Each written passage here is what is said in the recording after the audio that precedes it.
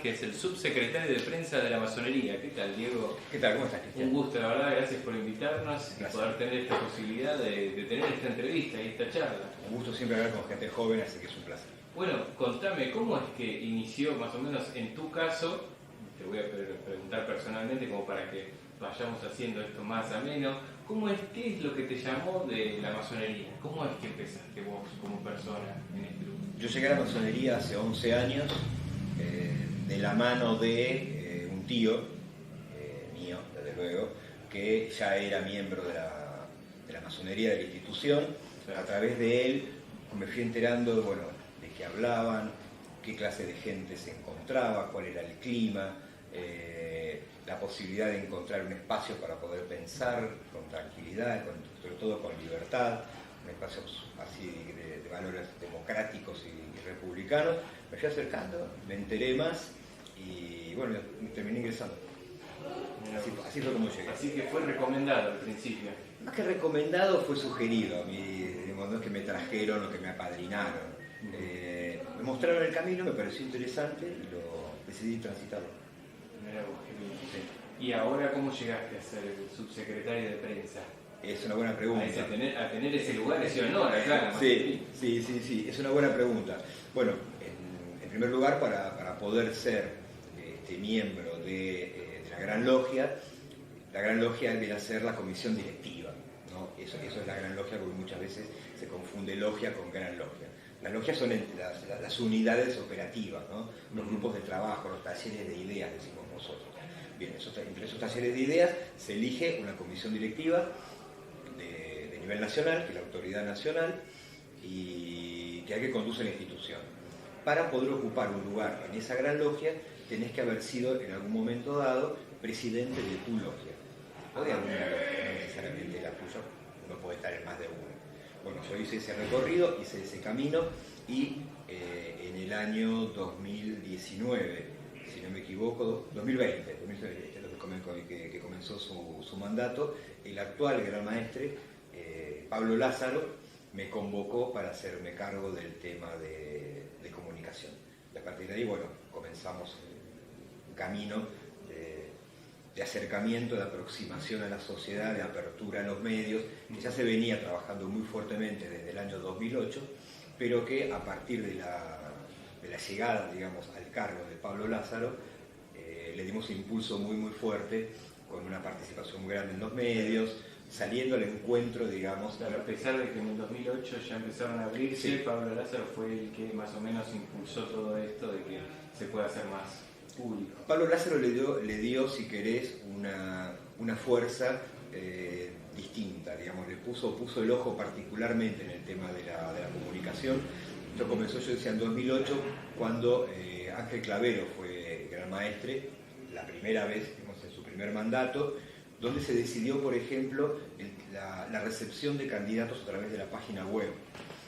Eso acercó a mucha gente, produjo un gran acercamiento, porque se hacía muy fácil ponerse en contacto con la masonería, ya no hacía falta tener un padrino. Entonces eso trajo mucha gente. Y ahora es distinto, ¿no? ¿Cómo es para ingresar? Bueno, no solamente alguien te tiene que apadrinar, puede ser vos por tu propio interés venir y preguntar. Bueno, gran parte de los masones, digamos, de los últimos, si querés, 10 años, del 2012 al día de hoy, llegaron justamente de ese modo, llegaron por internet. Se pusieron en contacto, llenaron un formulario. Nosotros, cuando recibimos el formulario, tomamos contacto con ellos, vamos a su encuentro. Esa persona pasa por un circuito de 3 entrevistas. Y a partir de ahí, comienza o no comienza su trámite de incorporación, ¿no? Es básicamente muy simple. Claro. Es selectivo en el punto de, no es algo automático, ¿no? Es algo pensado, pero es pensado de las dos partes. Hay gente que se acerca y por ahí no tiene claro con qué se va a encontrar, entonces durante esas entrevistas se aclaran todas las dudas de las dos partes, ¿no? Tanto de la institución como del aspirante. Nosotros más o menos ya lo hablamos, pero para que la gente entienda, ¿qué sería ser masón? ¿Por qué alguien querría entrar acá? ¿Qué es lo que busca? Es una buena pregunta, no hay una única búsqueda. Básicamente la gente que se acerca a la masonería lo que busca es un espacio de conocimiento, de crecimiento, de aprendizaje y de convivencia con un otro diferente. O sea, en la masonería lo que encontrás es un espacio absolutamente democrático, en donde te obligás, ¿sí? Te obligás a convivir con un otro distinto en pie de igualdad. Esto es algo que en la sociedad nuestra, que está un poco fragmentada en ese punto, es muy valorado por la gente, ¿no? Vos te vas a encontrar dentro de nuestros talleres con gente que ideológicamente es distinta, culturalmente es distinta, religiosamente es distinta, gente distinta. Y vas a aprender a convivir con esa persona en pie de igualdad, respetándolo y que te respeten a su vez. Ese piso de tolerancia en el sentido masónico, ¿no? Que no es aguantar, sino que es aprender a respetar la identidad del otro, es lo que trae mucha gente. ¿Tienen algo que no toleren o que digan, no, este tipo de personas no puede ingresar por pensar de tal manera? Sí, no va por la persona, va por las ideas. Nosotros a lo que nos oponemos es a los dogmas, a las verdades reveladas, a esa clase de pensamientos irreflexivos o finales. Nosotros entendemos que parte de nuestro sistema es absolutamente lo contrario, ¿no? Nosotros, como que todo puede ser cuestionado. Todo puede ser cuestionado, todo puede ser pensado, todo puede ser interpretado de otro modo. Es un taller de ideas. Es un taller, digamos, el único dogma es no hay dogma. Entonces, si viene alguien a plantear una verdad revelada, bueno, va a tener que pensarlo de vuelta, ¿no? Por ejemplo, te pongo un ejemplo simple, el pensamiento religioso. O sea, vos podés practicar la religión que quieras, a nosotros no nos interesa. La religión para nosotros es una decisión de la vida privada de las personas. No nos oponemos, no lo combatimos, es algo más de la vida de la gente. Bueno, una duda que justamente que tenían nuestros oyentes era si los ateos podían ingresar a la masonería. Sí, claro, cualquier persona puede ingresar a la masonería, no hay ninguna clase de objeción. Ahora, lo que nosotros no vamos a ver bien, y probablemente se lo señalemos, es que una persona venga y pretenda difundir, ¿sí?, en clave de afiliación sus ideas, ¿no? Así, bueno, yo creo que esto es así y vos estás equivocado. Bueno, no, yo creo que no necesariamente hay que estar de acuerdo con todo lo que diga el objetivo de la logia. De ninguna manera, vos tenés el derecho, mira, te diría en un punto hasta tenés la obligación de pensar en forma crítica sobre todo lo que se diga, porque es parte de la esencia de la idea, la masonería como taller de ideas. Y algo que vos digas que hayas aportado, que sentías, por ejemplo, con la masonería, si se puede compartir. Sí, claro.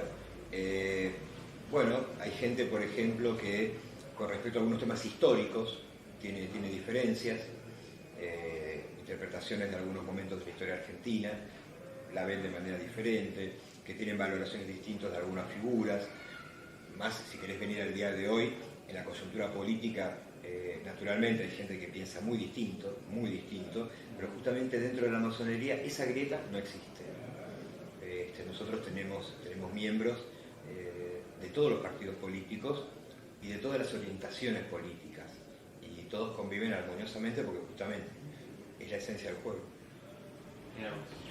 Es muy bueno eso. Lo importante es que se pueda debatir las ideas con respeto, ¿no?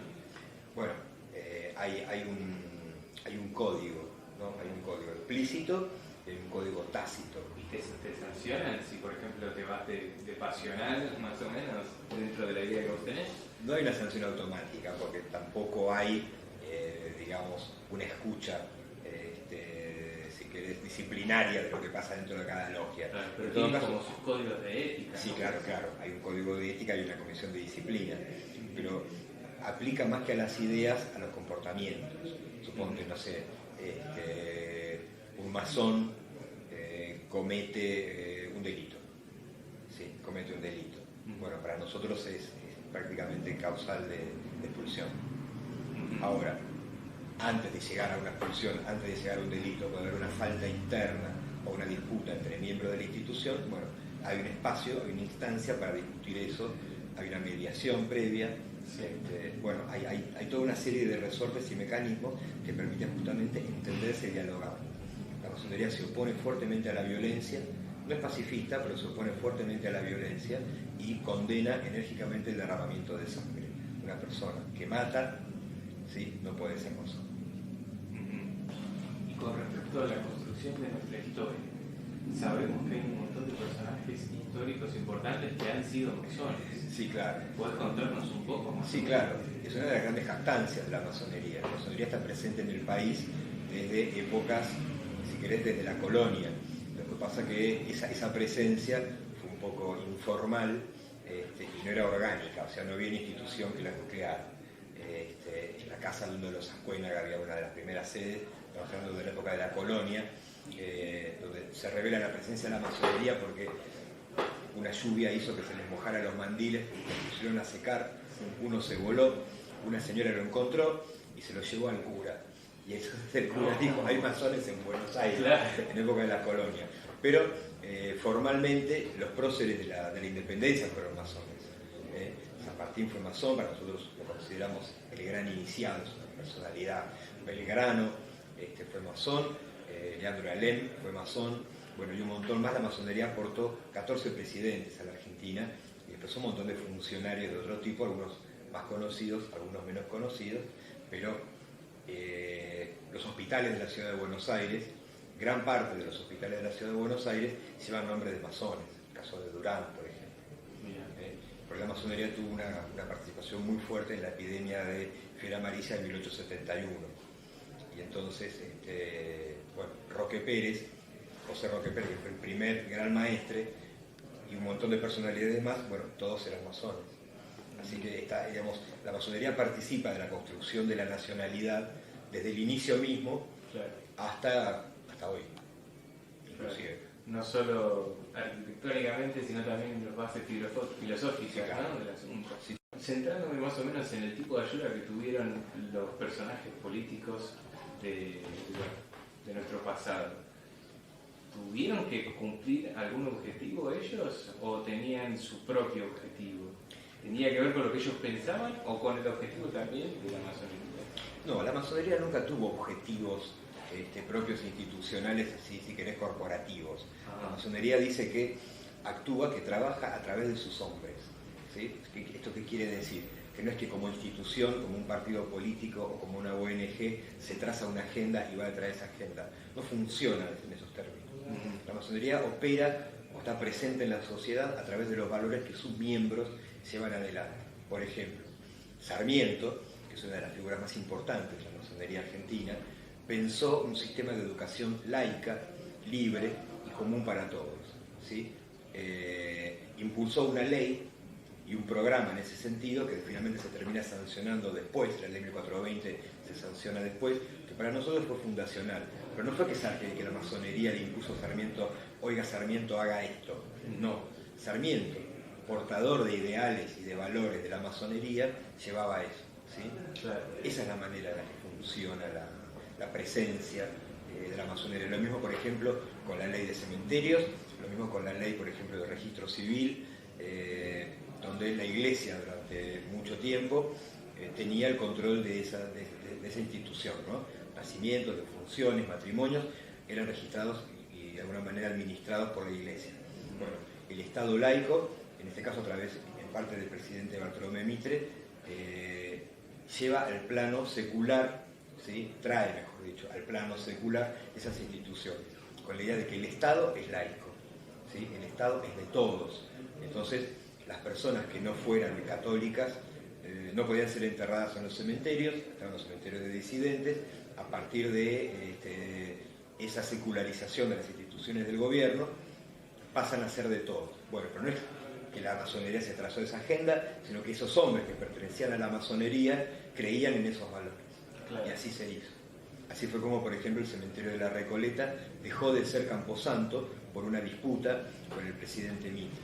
¿Sí? Mira, eso no. Claro. En el año 1863 se muere un señor llamado Blas Agüero, que es un colega tuyo, un abogado. Y entonces, claro, el cementerio del norte, como se llamaba, el cementerio de la Recoleta, no permite que lo entierren. ¿Sí? Porque el ese momento era el cardenal primado, eso que sería, no, en esa época era el arzobispo, el número uno de la iglesia, Monseñor Aneiros, dice, bueno, pero ese señor Blas Agüero era un masón confeso, no aceptó la extrema unción y además se reconocía masón, así que el cementerio no. ¿Dónde terminó? Y Mitre dice, bueno, es un ciudadano, el cementerio sí, y el cementerio no. Bueno, que sí que no, Mitre ordena, lo habían enterrado del lado de afuera, Mitre ordena que lo exhumen y lo entierren del lado de adentro, entonces lo que hace Monseñor Aneiros es desconsagra el cementerio y deja de ser camposanto. Y quedó así desde 1863. Pero antes que eso, Roca se pelea con la Iglesia por un tema parecido, en este caso por la ley de educación religiosa en los colegios públicos, porque la Iglesia insiste en enseñar religión en las escuelas públicas, Roca se niega y bueno, después de una discusión muy fuerte, termina costando la expulsión del país del nuncio apostólico. Y Argentina estuvo 16 años sin representación del Vaticano por esa disputa. Pero eso no es un tema de la agenda de la masonería, una decisión de Roca en su momento, de Mitre en su momento, de Avellaneda con la ley de educación y antes con Sarmiento, que fue el que la pensó. ¿Sí? Bueno, hablando de este tipo de cosas, San Martín, si es por eso, le construyeron una cámara contigua, ¿no? A la iglesia. Justamente sigue la disputa sí, hasta el día de hoy. Hay un poco de verdad y un poco de rumor en términos de eso. San Martín viene a Buenos Aires, extraído, sus restos son repatriados muchos años después de su muerte, varias décadas después de la muerte de San Martín, y siguiendo, digamos, el patrón de casi todos los países occidentales, sus próceres van a la iglesia principal, ¿no? Entonces dijeron, bueno, San Martín, además San Martín no renegaba de su fe católica, él nunca no dijo, yo no soy católico, no tenía ningún problema, lo mismo con Belgrano, que también fue a parar a una iglesia, ¿sí? Ellos no renegaban, de hecho no hay ninguna clase de incompatibilidad entre tener un pensamiento religioso y ser masón, no pasa nada, no pasaba en esa época, no pasa hoy. Bien, entonces empezamos donde lo ponemos a San Martín. En la nave principal de la catedral no había lugar. Entonces dijeron, bueno, de costado, entrando a la derecha, ahí estaba la idea de construir una capilla destinada a una figura de la iglesia. Entonces conviene hacerla en ese lugar. Encargan el mausoleo a un arquitecto francés, se empieza a construir el mausoleo y bueno, queda ahí. El problema es que cuando traen el féretro de San Martín, lo traen dentro de 3 féretros. Uno el original, uno de plomo y a su vez otro de madera. Y cuando lo quieren poner dentro del cenotario correspondiente no entra. Una cosa muy argentina. Una cosa muy argentina. Entonces quedó inclinado. No está arriba de San Martín, está abajo. Pero el espacio donde iban a estar puestos, entonces ahí vino todo el rumor de que no podía estar horizontal porque no, el masón no podía, no tiene nada que ver, claro. le quedó chico la bóveda. Así que al final todo mentira. Todo el sistema de rumores es genial, la masonería es un gran imán de esa clase de rumores. Por eso nosotros nos propusimos en su momento, entre una de las cosas que sí son parte de nuestra agenda, de salir a hablar con la gente y de recibir a todo el mundo, poder hablar de esta clase de cosas y desmitificarlas. Claro. ¿No? Tengo entendido también que ustedes utilizan la Biblia. Sí, correcto. ¿Qué tipo de Biblia es? ¿Es la común, cristiana? ¿Qué versión sería? Nosotros no es que usamos la Biblia literalmente, nosotros lo que usamos es un libro de la ley. Puede ser la Biblia, puede ser el Corán, puede ser el Talmud, puede ser... dependiendo de qué crea la persona que está ahí haciendo el juramento, puede ser, lo que tenga que decir. Puede ser la Constitución Nacional. Ajá. ¿Sí? Es un libro de ley, un libro de la ley. Bien. Tradicionalmente se usa la Biblia, porque es básicamente el más conocido. ¿Y alguna versión en especial? No, la Vulgata en general, en castellano, o sea, no es que se la lee, la Biblia se pone como parte, digamos, de los elementos simbólicos que se utilizan durante los trabajos. No es que se la lee, se la utiliza como un símbolo. Claro. Y se utiliza generalmente cualquier edición que haya por ahí, que suele ser la Vulgata, que es, ¿cómo se llama? El traductor, que es la que más se usa. Claro. La que consigamos. Es que tenía entendido yo, por ejemplo, en varias investigaciones que hice, que habían partes, por ejemplo, que ustedes hacían como correcciones históricas respecto a varios libros, no solo de la Biblia, y que dentro de ella, por ejemplo, la crucifixión de Jesús tenían como alguna parte diferente o una cosa así. Nosotros no debatimos, eso es cualquiera. No debatimos teología, no nos interesa tampoco. No debaten teología, nada. Habrá gente que le interesa debatir teología. Pero en los altos grados, capaz, cuando se va personalizando más, nosotros no debatimos esa clase de temas porque son privados de la creencia de cada uno. Digamos, claro. Institucionalmente la masonería no toma partido respecto de temas teológicos, no nos interesa. Ni tampoco enfoca un punto de vista, nada. No, para nada, porque nosotros somos una institución republicana, podemos llegar a discutir la Constitución, claro, llegado el caso, pero no la Biblia. Claro. Para nada. No es tema y no... O sea que es más para la significancia que le pone la otra persona que está haciendo ahí un juramento o lo que tiene que hacer. Es un símbolo como el compás y la escuadra, ¿sí? Es la representación de una idea. Eso es. Nosotros, por ejemplo, el compás y la escuadra es casi el isólogo de la masonería. Está presente en todos lados y es lo que la gente en general reconoce porque es el símbolo más común, ¿sí? Que tiene un significado, que uno puede incluso ver más cosas en ese símbolo. Bueno, con el libro de la ley pasa lo mismo. De hecho, hay muchos talleres que no usan la Biblia, claro, usan la Constitución, pero no se ponen a leerla. Es un símbolo. Claro. Es un símbolo. Bueno, dentro de esa simbología, vos me habéis dicho previamente que más o menos la masonería se ocupaba más o menos de difundirse a través de esos símbolos. Correcto. Que cada uno tenía una interpretación distinta. Que no solo ustedes le daban una interpretación, sino que cada uno podía interpretarla a su manera. Exacto. ¿No? Entonces yo te pregunto sobre el tetragramatón que vi arriba, que es la estrella de 5 puntas. ¿Cuál es la versión que ustedes tienen, por ejemplo? ¿Cómo la ven? Bueno, vos lo llamaste tetragramatón. Es la estrella de 5 puntas. Es una representación geométrica de la figura humana. Claro. Es eso. Nada más que eso. Pero más allá de esa interpretación, ¿no? No tiene interpretación, es de alguna manera, si querés, una forma gráfica del hombre de Vitruvio, si querés. Es una figura humana. Es una figura humana llevada a un nivel de simbolización extremo. Es eso. Claro. Y el ojo que todo lo ve, para ustedes sería el gran arquitecto, ¿no? Más allá de eso. Claro. El ojo que todo lo ve es la representación del gran arquitecto del universo, que es la manera en la cual nosotros sintetizamos la idea de la existencia de una fuerza que para muchos es la naturaleza, claro, que hace que las cosas ocurran. ¿Y quién es el gran arquitecto?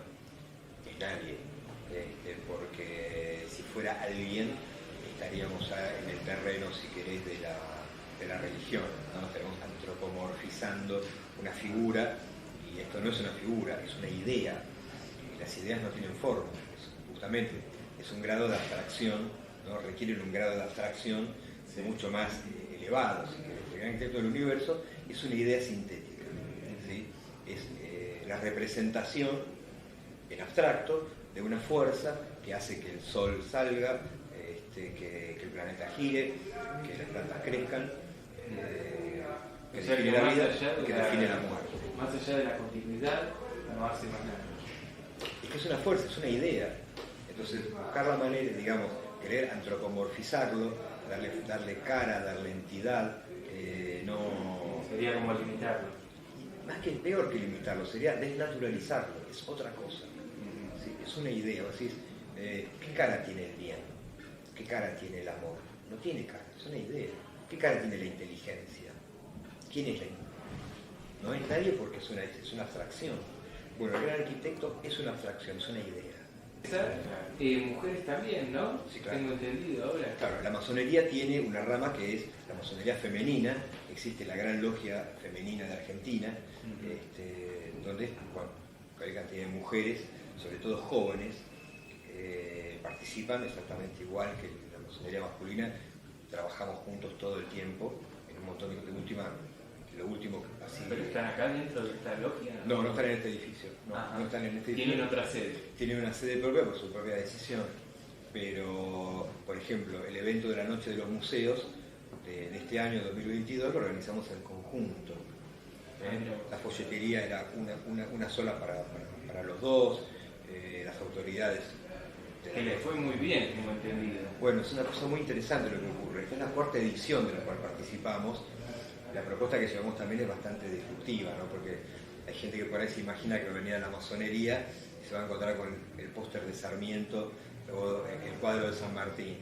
Bueno, no, esto no es un museo. Lo que hacemos nosotros son bandas musicales en la calle, nuestras agrupaciones de motociclistas masones. Hay motociclistas masones. Sí, claro. Arte digital. Nosotros lanzamos hace muy poquito una colección de NFTs en un marketplace basado en Ethereum. Algunas de las obras están ahí exhibidas. Bueno, todo eso lo mostramos y además una pequeña recorrida por el edificio. En el Gran Templo hicimos una intervención de mapping sobre un cuadro muy grande que hay. O sea, es otra cosa de lo que mucha gente se imagina. Ese rumor se corrió y bueno, estamos en el orden de casi 15.000 personas. Y toda la organización no solo fue de ustedes, sino que también de ellos, ¿no? Porque veo varias cosas que no tenían que ver con el edificio, como he venido previamente yo, la planta, bueno, cosas que estaban ahí, que parecían esotéricas. El tema es que el gobierno de la ciudad propuso que el eje temático tuviera que ver con lo medioambiental. Como nosotros trabajamos muy fuertemente en el tema medioambiental, hicimos esa especie de adaptación, es una obra en realidad que estaba interpretada, la estamos desarmando, pero una alegoría al tema ambiental. Pero después el resto de la apuesta toda hecha por nosotros, toda hecha íntegramente por nosotros. Los artistas que participaron, el diseño, la curaduría de la muestra, todo lo hicimos todos nosotros.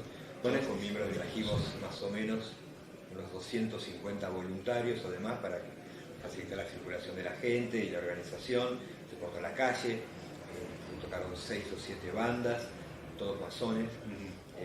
Bueno, todo lo que se hizo era una manera de mostrar, ¿sí?, los distintos canales de comunicación de la masonería con la sociedad. Estábamos hablando justamente de que son todos masones los que fueron contratados para la noche del museo. No son contratados, son voluntarios. Voluntarios. Eso tiene que ver con su sentimiento como de fraternidad, de hermandad. Absolutamente. ¿No? O sea, el trabajo voluntario.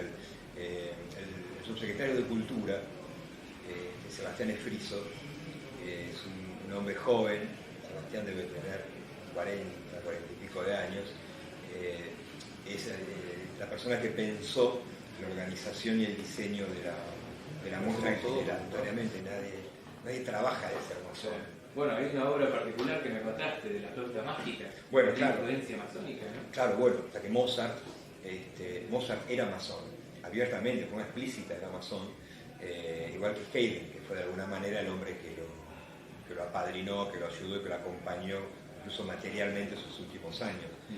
Mozart escribió la flauta mágica con una gran impronta de simbolismo masónico.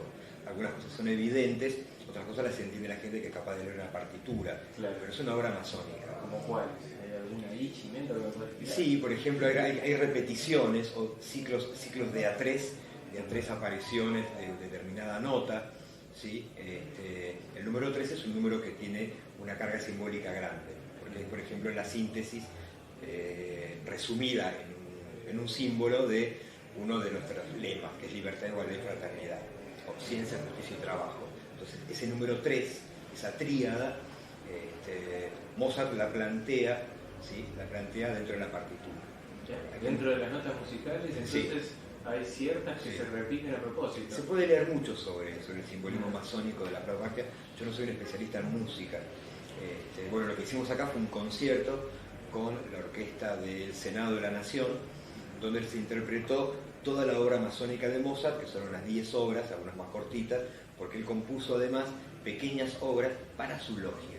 Claro. Bueno, esa música se conoce, se tiene, hicimos ese concierto, hemos hecho otros conciertos también. Bueno, se hacen muchas actividades que se llaman tenidas blancas, que es cuando se abre al público. También se abre al público una vez al año a la casa para hacer lo que nosotros llamamos la tenida fúnebre, que es el homenaje que hacemos a los miembros de la masonería que... ¿Qué eso me refiero? No, ¿hay varias sedes? Hay varias sedes. ¿Cómo uno ingresa también? ¿A esas sedes? Claro. No, ahí te tienen que ¿Tengo que entrar directamente a esta sede principal o puedo ir directamente a las sedes alternas? Puedes ir a las sedes alternas. Lo que pasa es que esta es la casa principal, digamos, ¿no? Esta es nuestra casa. es la sede nacional, la sede histórica. Este edificio es del año 1872 y es la sede, acá residen las autoridades. Ahora, hay otras sedes, por ejemplo en la calle San Antonio, en Barracas, un edificio, es una casa a la calle que se construyó especialmente para hacer logia masónica. Se abrió algunas noches de los museos, ahí podés ir, si están trabajando y te van a recibir. No sé si vas a poder recorrerla toda, depende de lo que estén haciendo en ese momento. En general, como viste que pasó acá, sí, no es muy secreto el tema, simplemente que se pueda o que no se pueda en ese momento. Claro. Naturalmente sí hay lugares restringidos, pero en general lo público no hay ningún problema en mostrarlo.